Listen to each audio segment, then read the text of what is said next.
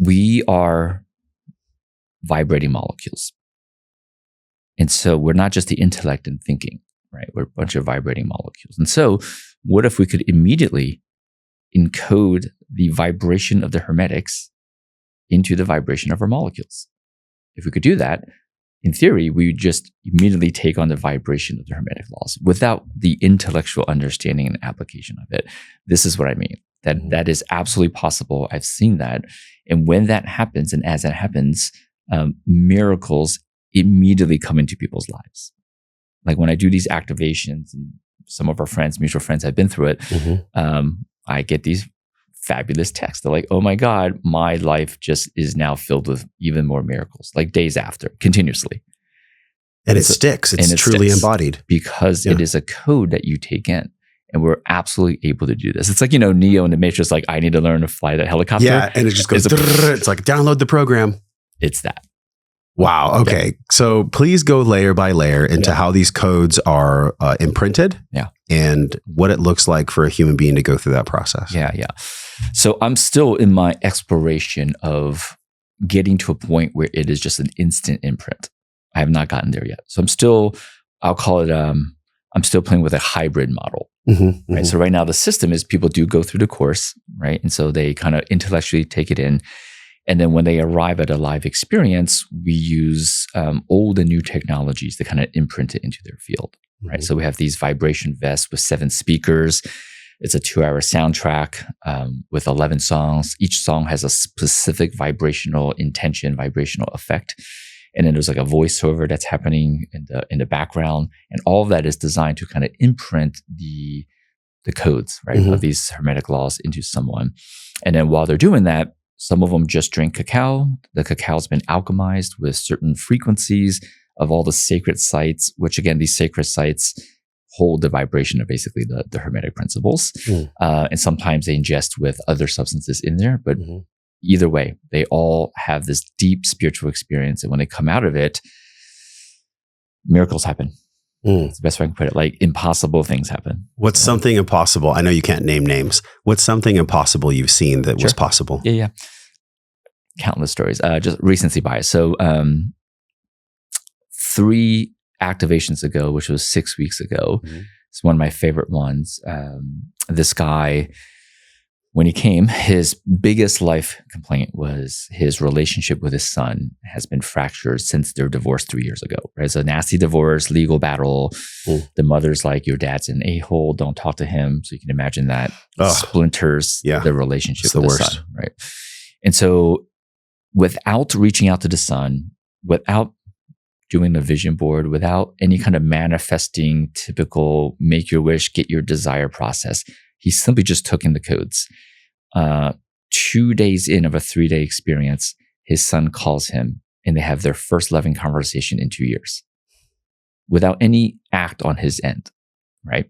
And so he, of course, takes it as a coincidence. For myself, I'm like, this is just what happens. You're like, this happens all the time. All the time. And the next miracle is the best part, which is at the last evening of this experience at dinner, he gets a text message and he's sitting next to me, right? He's looking at his phone. I'm looking over. I'm like, hey, why aren't you like mingling with all the humans? And he shows me this picture, and it's a picture of his son, a recent picture of his son sent to him by a text message from his mom, right? And when I see it, I'm like, oh, that's great. Your mom's kind of confirming that your relationship with your son has been now repaired, right? And then he goes, yeah, but she died 2 years ago. The message came during dinner from his mom, who passed away 2 years ago, with a recent picture of his son. This is a great example of our reality isn't what we think it is. And so that's an example of a miracle.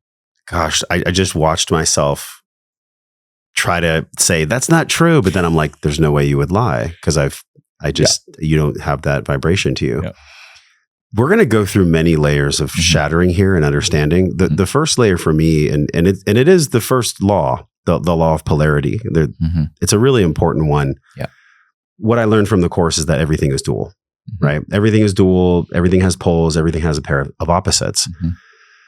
So that would definitely explain part of the text, but not all of it. There's some other laws baked in there. Can you extrapolate that? Meaning which laws would be Which applied. laws were making that happen, essentially? Sure. I mean, there's no logical framework where Sure. a deceased person is sending a text. It's Sure. just it's not in our current realm of reality. Yeah. I would say if I had so just so you know, every spiritual wisdom, religious wisdom, or text that I read, my brain at this point, 15 years in, I just go, oh yeah, that's the law of this and this and this combined. It's just a permutation of the 7, basically. And so in this situation, I would say it's a combination of the law of mentalism, right? All things come from the mind, which means our thoughts and beliefs are absolutely dictating what is quote unquote real, right? And so if his mind, his thoughts, and his words have been shifted, which is part of this process, then of course his external reality is going to shift, right? So he's casting different spells with different thoughts.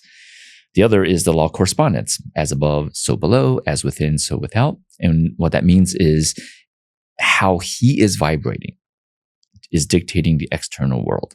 The external world is just a projection, a holographic projection of your subconscious vibration, basically. And so again, having gone through this process, which is designed to imprint these laws and shift your vibration, that means that the external world will correspond differently because your internal world is now vibrating different. Yeah. Right. And then the last, I would say, the law of cause and effect, right? When everything's input output, we have the divine capabilities to affect all of reality. And so again, as his internal codes have shifted, therefore the external reality of what's possible has of course shifted. I also can just share, I think I mentioned this to you when you were here 10 days ago. Yeah. I did a really powerful, beautiful IFS, internal family systems, parts work with a skilled therapist with the presence of MDMA. And it was so powerful that I'm not even really ready to share the whole story yet. Yeah. However, this is the part that gives me chills, and it's a direct mirror to what you just shared. The day before the ceremony, I hadn't talked to my father in years. The last time we spoke, it wasn't very good. And it was just a quick conversation, a lot of wounds, a lot of history there. The day before we go into ceremony, I had completely just said, you know what, God, whatever will be, will be. And I was in complete surrender. It wasn't an intellectual surrender. It was an embodied surrender. And then wouldn't you know it, I get a text from my father out of nowhere. He's like, hey, I'd like to talk. So the night before the ceremony, we get on the phone. He's like, I just want to let you know I'm sorry for being a jerk and not being in your life. And I just melted. I was like, well, this is interesting. I didn't expect this. I actually was okay with I told him, I was okay with you just being you and just loving you from afar. And that was it. Yeah. But it was like the time and ceremony with the healing hadn't even happened yet. And then it was this premonition to the ceremony itself a day before it. Yeah. You just, the quantum field is alive. It's breathing. It's something that we can feel. And it doesn't have to be so esoteric and woo woo. It can be just practical. Like you and I talking about quantum entanglement and the Hermetic laws. I would love to make this standard conversation, just like genetic conversation, where babies are born with things from their mother and father. Does that even surprise you anymore when you hear stories like this? I had reorganized myself already for the ceremony and then much more in the ceremony. The fact that he would reach out and then that same day, 6 to 7 fathers, 3 of them, which I hadn't spoken to in over 4 years, reached out to me and said, hey, I just want to send you love. I don't know why I was thinking about you. I mean, it's like full body feeling right now. My legs are tingling. There are so many things in this world that we cannot see, yet we can feel them as truth. And they're so palpable and they're so real. That's my intention with this podcast. So what comes up for you when I share this, and what were some of the laws that were intermingling there? It's so powerful. It is. One of my favorite things to express onto humanity is to remind people that our every thought, every moment is affecting all of reality. That's how capable we are. No pressure, y'all. No pressure. Right. But yes, every thought is meaningful.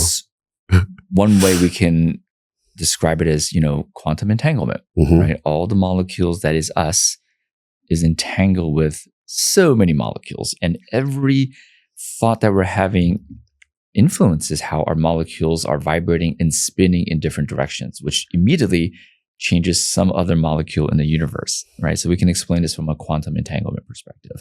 We can explain it from a biophoton perspective, right? Our every thought, every emotion is broadcasting these light particles away from our body that carries a certain frequency. And we know that all humans, right, have DNA receptors for these biophotons. So we're literally broadcasting our every thought and emotion into all of reality. And every other living being has receptors to receive. It's almost like we're communicating fiber optically with all life, right? One sea of light. There's that. And then really from a Hermetic perspective, it goes back to the law of correspondence, right? And so as your internal vibration shifts, of course, you're going to experience these, what seems like coincidence or synchronistic or even miraculous events. But really to me is just our innate capability of collapsing the infinite waves of light in infinite variations of the now into the exact version of the now that is exactly corresponding to who and what we are. If you love that video, you'll love the one on the screen right now. Click the one on the screen and enjoy.